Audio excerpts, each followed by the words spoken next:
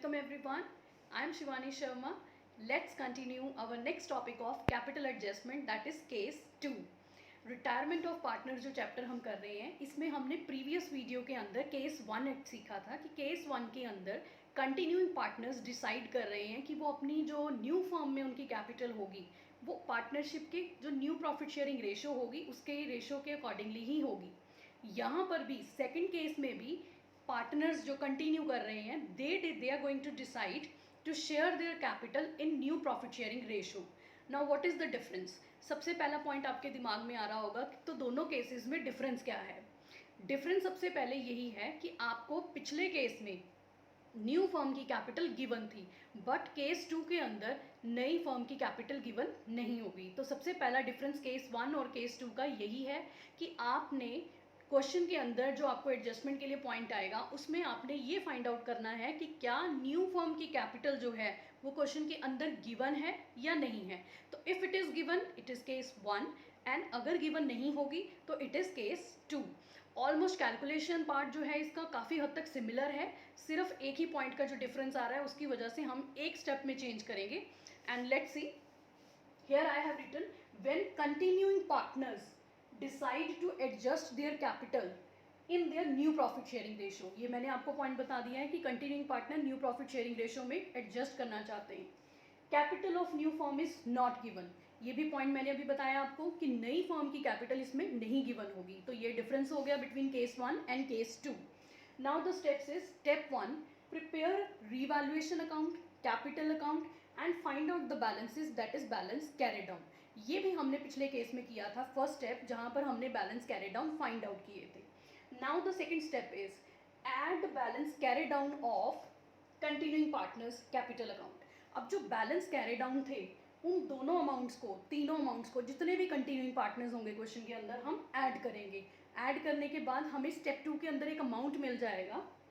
Divide the amount calculated in step 2 in new ratio. अब जो ये हमारे पास कैपिटल आई है ऐड करने के बाद, ये हमारी न्यू फर्म की कैपिटल होगी क्योंकि हम इसको न्यू रेशो में डिवाइड करने लगे हैं। तो बुक के अंदर अगर आप कहीं भी कुछ पॉइंट्स देखोगे तो वहाँ यहाँ पर उन्होंने टोटल कैपिटल लिखा होगा इसको, तो it is also similar.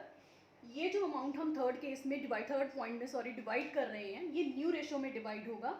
And then fourth point के अंदर जैसे हमने पहले पिछले केस में किया था, अब हमारे पास एक अमाउंट ये पड़ा है जो पार्टनर्स का है, कंटिन्यूइंग पार्टनर्स का, एक हमने डिवाइड करके कैलकुलेट कर लिया न्यू रेशो में। उसी अमाउंट को ऐड करने के बाद इन दोनों में डिफरेंस आएगा। That difference I have written in point 4 कि find out the difference and adjust the balances through their capital, current account and cash account. ये जो पॉइंट है ये हमने पहले भी किया था कि कोई भी डिफरेंस आएगा उसको हम करंट अकाउंट के थ्रू और कैश अकाउंट के थ्रू कैपिटल अकाउंट में एडजस्ट करेंगे। तो सेम पॉइंट है, ये वही पॉइंट रिपीट हो रहा है एक तरह से।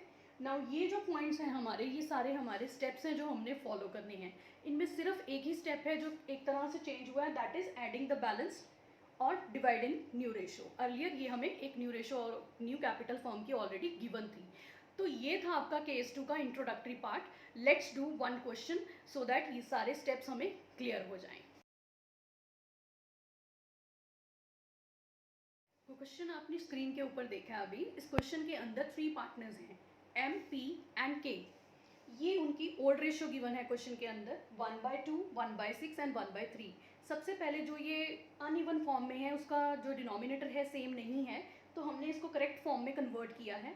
तो ये हमारे पास ओल्ड रेशो आ गई, दैट इज़ 3:1:2। और इसी में से मैंने न्यू रेशो और गेनिंग रेशो भी फाइंड आउट कर लिया, दैट इज़ 3:1, जो हमें क्वेश्चन में आगे चाहिए है। तो अब सबसे पहले मैंने क्या किया है कि कैपिटल अकाउंट और रीवैल्यूएशन अकाउंट का फॉर्मेट ड्राफ्ट किया है। मेरे पास जगह कम है, आप बैलेंस शीट का भी ड्राफ्ट कर सकते हो साथ में, और side by side balance sheet भी कंप्लीट कर सकते हो। तो यहाँ पर मैंने कैपिटल अकाउंट के अंदर सबसे पहले जो क्वेश्चन में गिवन था that is balance brought down, तो वो मैंने कैपिटल के बैलेंसेस तीनों पार्टनर्स के क्रेडिट साइड पर पोस्ट कर दिए। एंड इसी के साथ बैलेंस शीट में एक अनडिस्ट्रीब्यूटेड रिजर्व भी थे, तो वो भी रिजर्व मैंने इनकी ओल्ड रेशो में बांट दिए। टोटल 12,000 के रिजर्व्स हैं। ओल्ड रेशो में बांटने के बाद हमारे पास 6,000, 2,000 एंड 4,000 अमाउंट आया। इसके बाद रीवैल्यूएशन की एंट्रीज हैं जो मैं कंटिन्यू करने वाली हूँ, क्योंकि जो हमें के जाने के बाद, मतलब इनमें से जो पार्टनर जा रहा है दैट इज़ पार्टनर के, जो पार्टनर रिटायर हो रहा है, क्वेश्चन उसके बारे में बोल रहा है कि इसके जाने के बाद freehold premises and stock are to be appreciated by 20% and 15% respectively. तो ये पॉइंट्स हमारे रीवैल्यूएशन के हैं, तो मैंने रीवैल्यूएशन के पॉइंट्स की कैलकुलेशन भी की है कि फ्री होल्ड प्रेमिसेस की वैल्यू जो है वो एक ही पॉइंट के अंदर दोनों पॉइंट बता रहा है कि ये 20% एप्रिसिएट हो रही है, तो वो कैलकुलेट करने के बाद बैलेंस आया 8000। एंड स्टॉक की वैल्यू भी एप्रिसिएट हो रही है बट इट इज़ 15%, तो 15% के हिसाब से हमारे पास बैलेंस इसका भी आ गया है।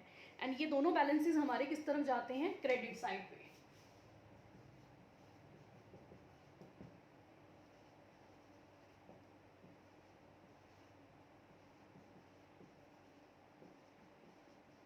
ये दोनों बैलेंसेस मैंने ट्रांसफर कर दिए हैं रीवैल्यूएशन अकाउंट की क्रेडिट साइड पर, एसेट की वैल्यू बढ़ रही है। And next point is machinery and furniture are to be depreciated by 10% and 7%। Machinery की वैल्यू डेप्रिसिएट हो रही है 10% एंड फर्नीचर की वैल्यू डेप्रिसिएट हो रही है 7%। तो बैलेंस शीट में जो वैल्यूज गिवन थी उन्हीं के ऊपर मैंने ये अमाउंट कैलकुलेट किया है डेप्रिसिएशन का, दैट इज 3840। तो ये रिड्यूस हो रहा है to depreciation on machinery to depreciation on furniture, that is 3000 and ये हो गया हमारा 840। तो ये बैलेंसेस भी मैंने ट्रांसफर कर दिए। कैलकुलेशन का यही फायदा रहता है कि आपका काम फटाफट से हो जाता है। And next is bad debt reserve is to be increased to 1500। ये पॉइंट मैं थोड़ा आपको करके दिखाना चाहती हूँ। क्वेश्चन के अंदर डेटर्स गिवन है बैलेंस शीट में 20,000 एंड क्वेश्चन में ही जो इसमें reserve for debts given minus किए हुए हैं दैट इज 1000 और बैलेंस शीट में इस तरह से अमाउंट हमारा एसेट साइड पर 19,000 लिखकर दिखाया हुआ है। अब फिर से इस क्वेश्चन में आया है वही पॉइंट रिजर्व का कि बैलेंस जो है इसको बैड डेट के बैलेंस को इंक्रीज करके कहाँ तक लेके जाना है, रिजर्व्स के बैलेंस को 1500 तक। इट मीन्स 1000 तो रिजर्व ऑलरेडी मेंटेन्ड है हमारे पास, हमें प्रोविजन और कितनी क्रिएट करनी है बैड डेट रिजर्व की, that is difference between both. 1000 और 1500 में कितना फर्क है, 500। तो हमें 500 की प्रोविजन जो है वो क्रिएट करनी है। तो यहाँ हम क्या करेंगे, टू प्रोविजन ऑन डेटर्स 500, ये यहाँ पर हमारी एंट्री इस तरह से कंप्लीट होगी। अगर ये हमें परसेंटेज में गिवन होता तो हम परसेंटेज में कैलकुलेट करते ऑन 20,000, उसके बाद हम डिफरेंस देखते और उसके बाद डिफरेंस अगर हमारा इंक्रीज होता डिक्रीज होता तो उस हिसाब से उसको पोस्ट करते। Next point is goodwill is valued at 21,000। इसके बाद क्वेश्चन के अंदर दो ही पॉइंट्स गिवन है, एक तो गुडविल की फर्म की वैल्यू रिटायरमेंट के टाइम पर, वो हम अलग से ट्रीटमेंट करेंगे, वो कैपिटल अकाउंट में आएगा। एंड एक और पॉइंट गिवन है कैपिटल एडजस्टमेंट का, that is continuing partner decide to adjust their capital in their new profit sharing ratio and surplus and deficit if any in their capital account will adjust through current account. तो यहाँ specifically उन्होंने बोला है cash account में adjust नहीं करना, अगर कोई डिफरेंस आता है तो उसको सिर्फ करंट अकाउंट के थ्रू ही एडजस्ट किया जाए। तो सबसे पहले हम रीवैल्यूएशन अकाउंट को कंप्लीट करते हैं क्योंकि रीवैल्यूएशन हमारा बिल्कुल डन है। तो इसमें जो डिफरेंस आता है वो चेक करते हैं कितना आ रहा है। ये हमारा टोटल आ गया 11,36960, ये डिफरेंस आएगा। इसमें प्रॉफिट आ रहा है, to profits 6960 and this is divided among all the partners in this ratio 3:1:2। इसकी डिवीजन करने के बाद जो बैलेंसेस आते हैं M, P and K is 3480, 1160 and 2320। तो ये हमारे पास बैलेंसेस आएंगे after the division of profits in old ratio. तो ये हमारे जो बैलेंसेस हैं हमें पता है कि ये हमारे कैपिटल अकाउंट में ट्रांसफर हो जाते हैं, तो हम इसको साथ के साथ ट्रांसफर कर लेते हैं बाय रीवैल्यूएशन प्रॉफिट्स 3480, 1160, 2320। तो यहाँ पर हमारा रीवैल्यूएशन अकाउंट बिल्कुल कंप्लीट हो चुका है और कैपिटल अकाउंट की जो पोस्टिंग थी हमारी पेंडिंग वो भी हमने कंप्लीट कर ली है। अब इसके बाद हम क्या करेंगे, गुडविल का पॉइंट लेंगे कि गुडविल की जो वैल्यू क्वेश्चन में गिवन है रिटायरिंग पार्टनर को कितना उसमें से शेयर देना है। क्वेश्चन के अंदर जो गुडविल की वैल्यू हमें गिवन है दैट इज गुडविल फर्म की वैल्यू 21,000 है एंड के जो पार्टनर रिटायर हो रहा है, अगर उसका शेयर देखें गुडविल में कि रिटायर होने के बाद वो गुडविल में से कितना शेयर लेके जाएगा, दैट इज़ 21,000 मल्टीप्लाई 2/6। तो ये हमारे पास कैलकुलेट करने के बाद अमाउंट आता है 7,000। एंड आफ्टर दिस हमें पता है कि हम क्या एंट्री पास करते हैं, continuing partners capital account debit to retiring partner. तो यहाँ पर जो एंट्री मैंने है पास की हुई है, ये हमारे कंटिन्यूइंग पार्टनर्स हैं एम और पी, और रिटायरिंग पार्टनर है के। तो ये शेयर डिवाइड करने के बाद in gaining ratio this amount comes 5250 and 1750। अब इस अमाउंट को हम यहाँ पर कैपिटल अकाउंट में पोस्ट कर देंगे। Let's see, M capital account debit मतलब एम के कैपिटल अकाउंट की डेबिट साइड पर, तो यहाँ हम कितना अमाउंट लिखने लगे हैं 5250, एंड ई के अकाउंट में भी डेबिट करना है 1750। अब पॉजिट साइड पे जो लिखा है वो हम लिख देंगे to cash account, capital account लिख लो, केस अकाउंट लिख लो। सेम ऐसे ही रिटायरिंग पार्टनर का शेयर है, क्रेडिट साइड पर चला जाता है और रिटायरिंग पार्टनर के अकाउंट के अंदर ही आएगा। तो यहाँ हम लिखते हैं by M's capital account, M कितना शेयर दे रहा है उसको 5250, by P's capital account, how much P is giving 1750, तो 1750। तो ये हमारा कैपिटल का डिस्ट्रीब्यूशन भी कंप्लीट हो गया है। एंड उसके बाद अब हम कैपिटल एडजस्टमेंट का पॉइंट लेंगे कि कैपिटल एडजस्टमेंट में हमने फर्स्ट जो पॉइंट किया था that is balance carry down. तो ये जो बैलेंस कैरी डाउन है हमें फाइंड आउट करना पड़ेगा, इसके लिए ये सब रिमूव कर देते हैं हम। तो let's first find out the balance of M and P, क्योंकि ये तो रिटायरिंग पार्टनर है, इसका जितना भी अमाउंट आएगा वो सारा का सारा किस में चला जाएगा, के लोन अकाउंट में। तो केस लोन अकाउंट, तो पहले के का फाइंड आउट कर लेते हैं बैलेंस, 28,000 प्लस 4,000, 2320, 5250 एंड 1750। ये सब ऐड होने हैं और डेबिट साइड पर कुछ नहीं है तो कुछ भी माइनस भी नहीं होना। तो ये सब चीज़ें ऐड करने के बाद हमारे पास बैलेंस आता है 41,320। तो ये बैलेंस हम सबसे पहले लोन अकाउंट में ट्रांसफ़र कर रहे हैं, तो ये बैलेंस भी हमारा ट्रांसफ़र हो गया है। अब हमें जो कंटिन्यूइंग पार्टनर्स हैं उनके बैलेंसेस कैलकुलेट करने हैं। 39,480, 160, ये मैं इसमें से माइनस करने लगी हूँ, this is M and P's. ये मेरे पास बैलेंस कैरी डाउन आएंगे डिडक्ट करने के बाद, दैट इज 3,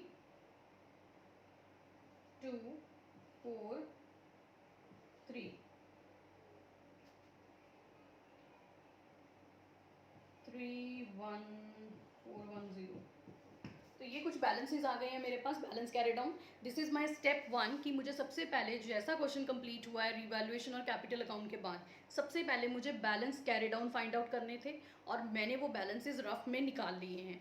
आफ्टर दैट मुझे इन बैलेंसेस को सेकेंड स्टेप में ऐड करना था, तो सबसे पहले इन दोनों को मैं ऐड करूँगी। Let's add these balances, this is my step 1 and this is step 2। तो इनको ऐड करने के बाद मेरे पास जो बैलेंस आता है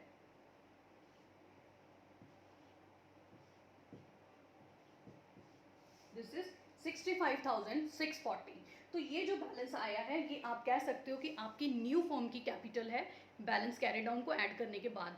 अब हमारे क्वेश्चन के अकॉर्डिंगली हमें न्यू फॉर्म की कैपिटल गिवन नहीं थी, तो कैपिटल एडजस्टमेंट में हमने जो नेक्स्ट पॉइंट करना था वो इसी कैपिटल को जो हमने कैलकुलेट किया है न्यू रेशो में डिवाइड करना है, क्योंकि पार्टनर्स ने डिसाइड कर लिया है कि जो न्यू फॉर्म में वो कैपिटल लेके जाने वाले हैं, अपनी कंटिन्यू करने वाले हैं, वो उनकी प्रॉफिट शेयरिंग रेशो के अंदर होगी। तो इसको डिवाइड करते हैं new ratio 3/4 and 1/4। Here these are the balances। इस कैपिटल को डिवाइड करने में जब हमने न्यू रेशो में डिवाइड किया उसके बाद जो बैलेंसेस आए हैं दीज आर दोज बैलेंसेस। अब ये जो बैलेंसेस हैं यहाँ मैंने ये बैलेंस कैरी डाउन में लिख दिए हैं, इसके साथ ही मैंने कुछ बैलेंस और भी लिखा है। ये वो बैलेंस हैं जो हमने रफ में लिखे थे कि हमारा जो स्टेप 1 और 2 होने के बाद जो बैलेंसेस आए थे ये वो वाले बैलेंसेस हैं, स्टेप 1 वाले। तो अब हमें इन दोनों बैलेंसेस को कंपेयर करना है as per the step number 4 step में हमने डिफरेंस फाइंड आउट करना था और जो डिफरेंस आएगा उसको हमने करंट अकाउंट के थ्रू एडजस्ट करना है। लेट्स सी डिफरेंस कैसे देखते हैं। अब यहाँ पर कुछ बच्चे कन्फ्यूजन क्रिएट करते हैं कि डिफरेंस इस तरफ आएगा डेबिट में या क्रेडिट में। I will tell you the solution कि किस तरह से आप चेक करोगे और किस तरह से आप हमेशा करेक्ट प्लेस पे ही उसको लिखोगे। सी, यहाँ जो बैलेंस कैरी डाउन अब हमें क्वेश्चन में लिखना है वो ज़्यादा आ रहा है। नोट डाउन दिस पॉइंट, जो हमारी एडजस्टमेंट के बाद जो बैलेंस आ रहा है वो ज़्यादा आ रहा है देन द प्रीवियस बैलेंस, मतलब जो पहले कैरी डाउन आ रहा था। तो जब भी इस तरह की सिचुएशन होगी इसका मतलब ये है अभी हमें और अमाउंट ऐड करना है, क्योंकि हमारा क्वेश्चन के अंदर बैलेंस क्या आ रहा था 34,230, तो ये अमाउंट कम है और हम चाहते हैं कि नई फॉर्म के अंदर हमारा अमाउंट हो जाए 49,000 समथिंग, तो हमें कुछ ना कुछ उसमें ऐड करना पड़ेगा। तो ऐड करने के लिए आप क्या करोगे, आप क्रेडिट साइड पे कोई भी चीज़ होती है कैपिटल अकाउंट में वो आप ऐड करते हो और डेबिट साइड में डिडक्शन वाले अमाउंट को लिखते हो। तो हम उसी तरह से क्रेडिट साइड में वो अमाउंट जो डिफरेंस आएगा दैट इज़ 15,000, ये 15,000 इन दोनों का डिफरेंस है और ये मैंने क्रेडिट साइड पे किसके अकाउंट के थ्रू एडजस्ट करना है, कैश, बैंक और करंट। ये क्वेश्चन में कह रहा है करंट अकाउंट, तो मैं लिख दूंगी बाय करंट अकाउंट।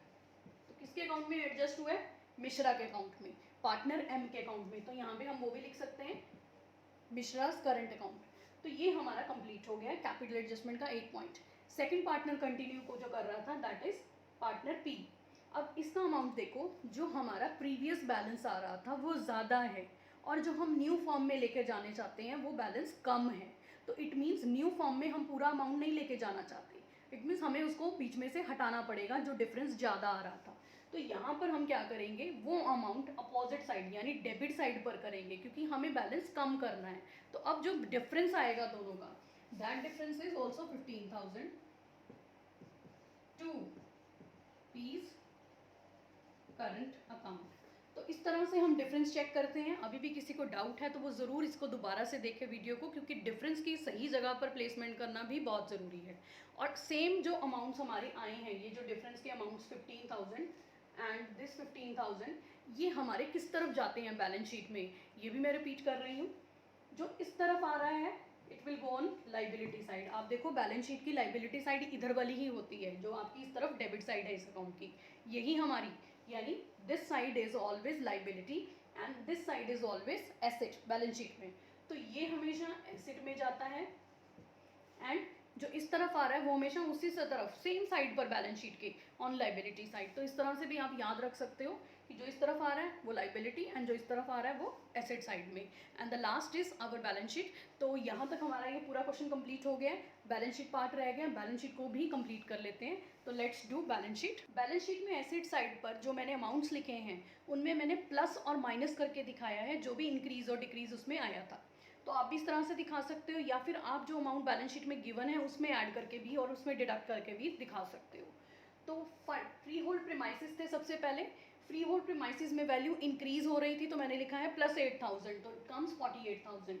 मशीनरी की वैल्यू रिड्यूस हो रही थी and final amount 27,000 and stock की वैल्यू अगेन इंक्रीज हो रही थी तो मैंने 25,300 उसमें भी लिख दिया है। एंड डेटर्स वाला पॉइंट जो हमने किया था दैट इज़ 20,000 बैलेंस शीट में डेटर्स गिवन थे और प्रोविजन अब हमें जो क्रिएट करनी थी दैट इज़ 1,500, तो मैंने वो 1,500 ही पूरा का पूरा अमाउंट यहाँ से डिडक्ट किया है। नेक्स्ट इज फर्नीचर अमाउंट जो है वो रिड्यूस हुआ था, डेप्रीसिएट हुई थी फर्नीचर की वैल्यू, तो -840, इट कम्स 11,160। कैश का अमाउंट एज इट इज़ है, कैश की कोई एंट्री नहीं हुई एक्स्ट्रा और। उसके बाद एम का current account which is important, वो हमारा इस तरफ आया था। अब आप देख सकते हो यहाँ पे कि ये जो साइड है और ये जो साइड है सेम साइड पर ही पोस्टिंग हुई है। तो आप इस तरह से याद रख सकते हो कि एसेट साइड वाली साइड उस तरफ है, तो यहाँ पर जो आपकी क्रेडिट साइड है वो एसेट साइड आप अज्यूम कर सकते हो उसको कि ये अमाउंट हमारा एसेट साइड पर ट्रांसफ़र होगा। सेम लाइबिलिटीज़ में बिल्स पेबल, क्रेडिटर्स, इनमें कोई चेंज नहीं था, कोई एंट्री नहीं थी, तो एज इट इज़ अमाउंट हमारे आ गए। जब आप क्वेश्चन में कैपिटल, रीवैल्यूएशन और बैलेंस शीट इकट्ठी बना रहे होगे तब आप क्वेश्चन के अंदर इन वैल्यूज़ को साथ के साथ पोस्ट कर सकते हो जिनके रिगार्डिंग कोई एडजस्टमेंट आई ही नहीं, तो इस तरह से भी आपका क्वेश्चन करते हुए टाइम सेव हो जाता है। And next is cash loan account. यहाँ पर हमने के का लोन अकाउंट लिखा था, इस अमाउंट को लाइबिलिटी साइड पर पोस्ट करते हैं as you know. And then capital balances, ये वही बैलेंसेज हैं जो हमने फाइंड आउट किए थे, ये मैं यहाँ से हटा देती हूँ, ये बैलेंसेज अब हमें नहीं चाहिए, तो ये हमारे फाइनल बैलेंसेज हैं। Next is P's current account, again ये लाइबिलिटी साइड होती है इस तरफ, तो इसका अमाउंट हमने उठाकर लाइबिलिटी साइड पर लिख दिया है, तो इस तरह से आप याद रख सकते हो। P's current account is 15,000 and finally हमारी बैलेंस शीट भी टैली कर गई है, एसेट और लाइबिलिटी का टोटल भी सेम आ गया है। तो ये हमारा जो केस 2 था यहाँ पर ख़त्म हो गया and it is very very easy and I hope आपको ये अच्छे से समझ आ गया होगा। Thank you so much, do practice your question, do like this video and share this video among more students. Thank you so much.